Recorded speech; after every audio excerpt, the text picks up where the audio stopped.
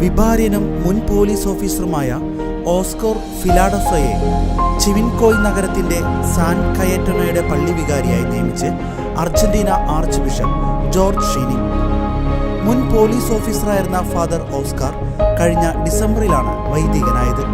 അതേസമയം father Oscar San കയറ്റാനോ ഇടവകയുടെ വികാരിയായി സ്ഥാനമേറ്റെടുക്കുന്ന തന്റെ ആദ്യ കുർബാന ഫെബ്രുവരി 25 ഞായറാഴ്ച രാവിലെ നിരവധി ഇടവകാംഗങ്ങളുടെ സാന്നിധ്യത്തിൽ നടന്നു.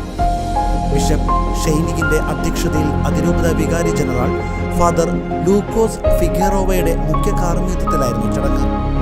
2023 ഡിസംബർ 9 ന്യൂസ്ട്രസെനോറോ ഡി ലാസ് മെഴ്സിഡസ് കത്തീഡ്രലിൽ വെച്ചായിരുന്നു ഫാദർ ഓസ്കറുടെ തിരുപ്പട്ട സ്വീകരണം. 66 വയസ്സുള്ളപ്പോഴാണ് ഭാര്യയുടെ മരണത്തെ തുടർന്ന് ഓസ്കാർ വൈദികനായത്.